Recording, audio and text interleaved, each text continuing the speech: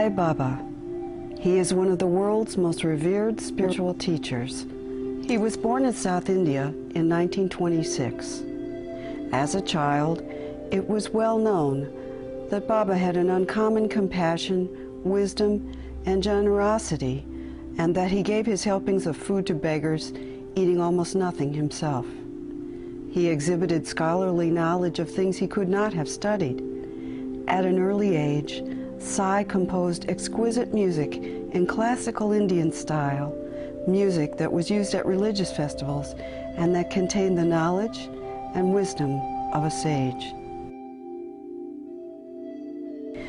In 1940, when he was 14 years old, he declared to his family that he would henceforth be known as Sai Baba, which means Divine Mother Father. He further declared that his mission was to renew spirituality in the world by teaching truth, right conduct, peace, love, and nonviolence. Now, in that same village, he has an ashram or retreat center that is the size of a large university. Tens of thousands of devotees from all over the world and from all religions and cultures gather there to see Sai Baba walk or drive among them, which he has done twice a day, almost every day, since 1940.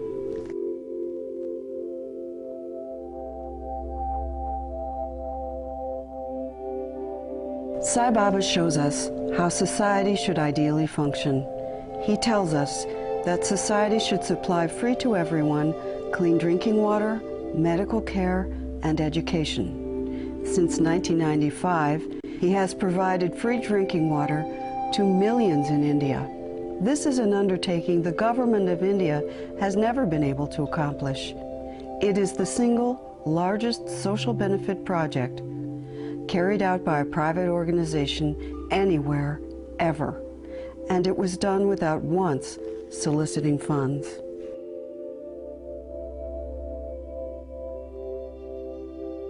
Sai has constructed immense state-of-the-art specialty hospitals in India and smaller general hospitals which provide free services to the poor.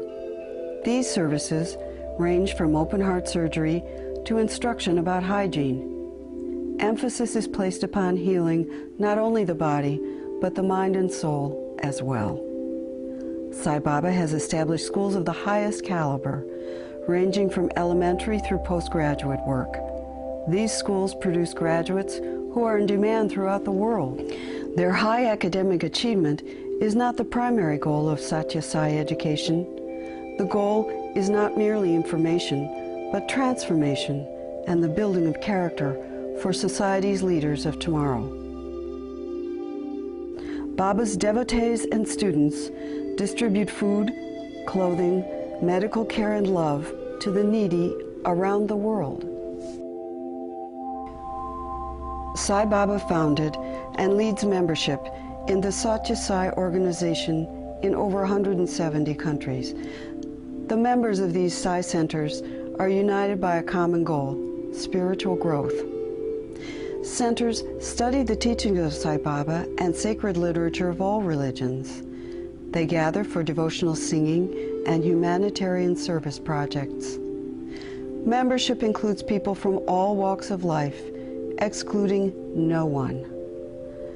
Center programs are compatible with all of the world's major religions. There are never any fees, nor are donations ever requested.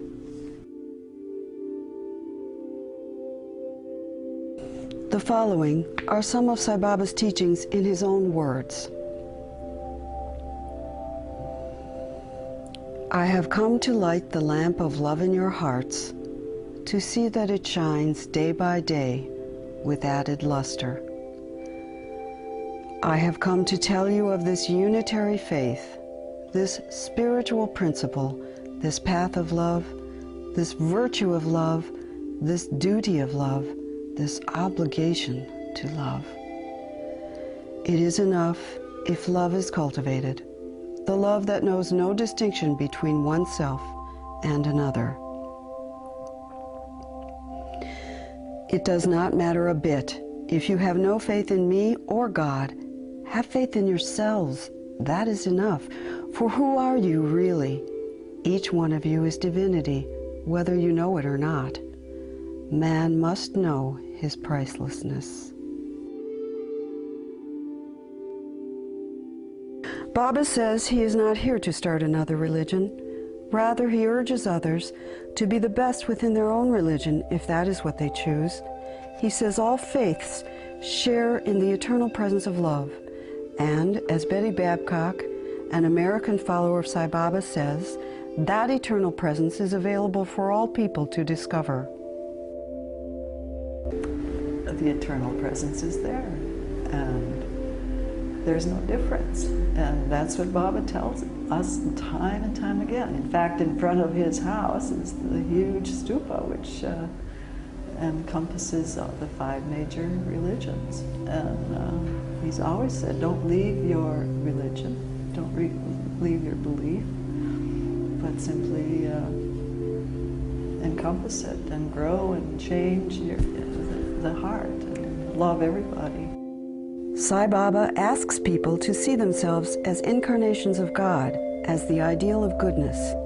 He points out that God is everywhere and in everything.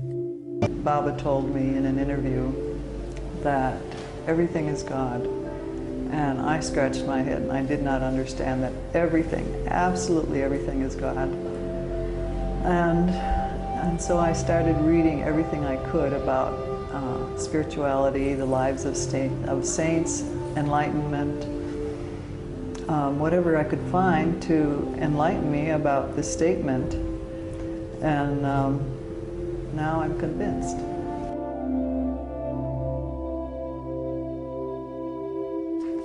Man can realize his mission on earth only when he reveres all others as divine.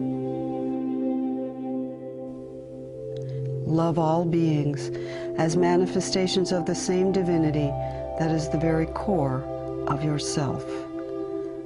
Love all beings, that is enough. Sai Baba says his task is to bring about the spiritual regeneration of humanity through truth and love. Los Angeles heart surgeon Dr. Chowdhury Valleti says ancient spiritual texts spoke 5,000 years ago of the intention to bring harmony to the earth. During eras of long darkness that come to the world, God periodically sends incarnations of God, avatars as they're called, to bring added light. I think Sai Baba is, I would say, depending on, he's like a mirror. You see in him what you want to see. And I see in him an avatar come here to make our life better, more purposeful, more goal-oriented, and make the whole world a better place for everybody. Love is God. God is love. Where there is love, there God is. Love, love, love first. Love as long as life lasts. My life is my message, and my message is love. Many longtime followers of Sai Baba have been studying his teachings not only from a spiritual perspective, but from a scientific point of view as well. You're sitting in a room which has been a Sai Baba center for over 30 years.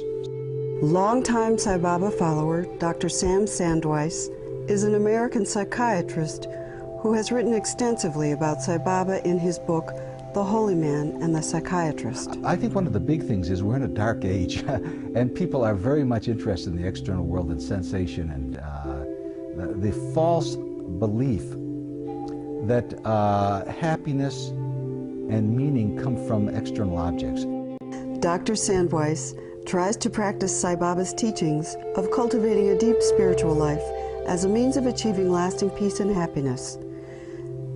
This is difficult for even pundits, sages, and holy persons.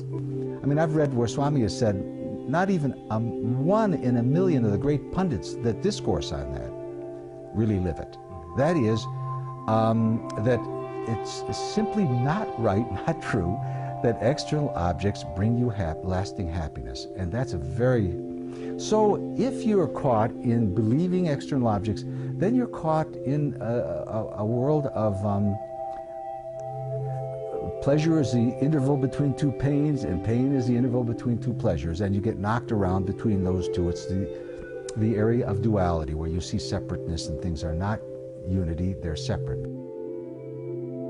Sai Baba teaches that all hearts are motivated by the one and only God.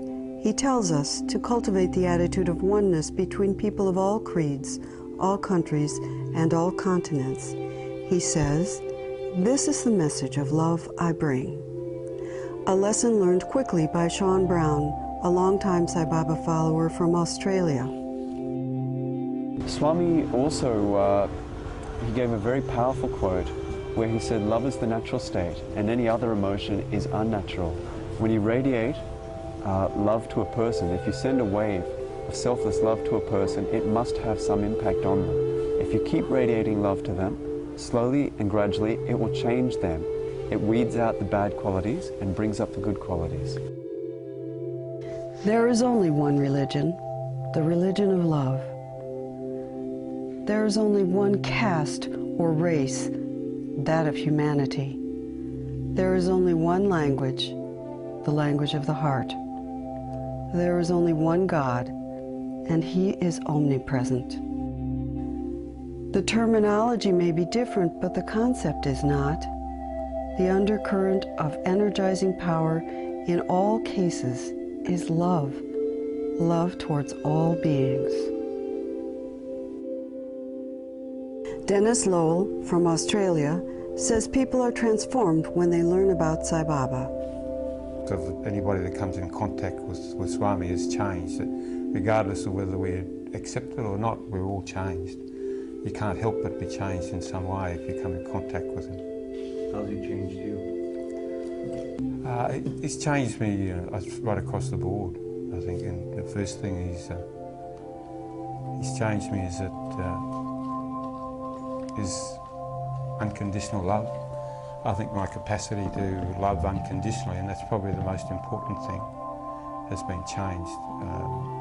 To love without expectation. Malkia Jones of Chicago was drawn to Sai Baba several years ago.